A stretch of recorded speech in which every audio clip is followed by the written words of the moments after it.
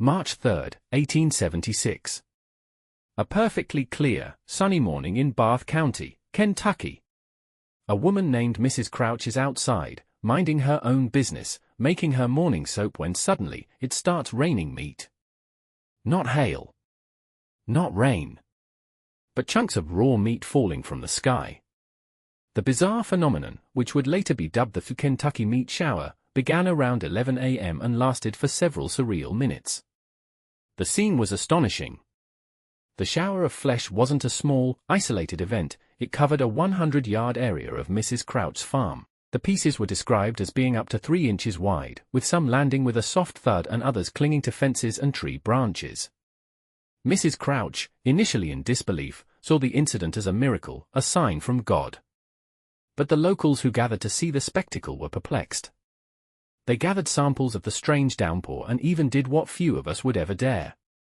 2 brave souls reportedly tasted it, describing the flavor as being like lamb or venison. The story became a national sensation, making its way to the pages of the New York Times. The mystery was so baffling that scientists were called in to analyze the samples. But even science couldn't provide a clear answer. The analysis was conflicting. One of the first explanations came from a scientist who said it wasn't meat at all, but a type of cyanobacteria known as nastark, or witch's butter, a jelly-like substance that expands after rain. However, a more detailed analysis sent to the Newark Scientific Association confirmed the substance was indeed animal tissue. The scientists identified it as lung tissue, cartilage, and muscular tissue, from what they believed to be a horse or possibly a human infant. So, what's the explanation for this bizarre event? Was it a freak natural phenomenon? A cosmic prank? The leading theory, and the most stomach-turning, came from a local physician, the vultures. This theory suggests that a flock of vultures, common to the area, were startled while flying overhead. To lighten their load for a quick escape, they used their unique defense mechanism, projectile vomiting. They would have been carrying partially digested carrion, which would explain the different types of meat found.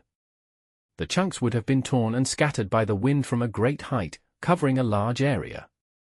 While the evidence for the vulture theory is strong, the definitive cause is still a mystery.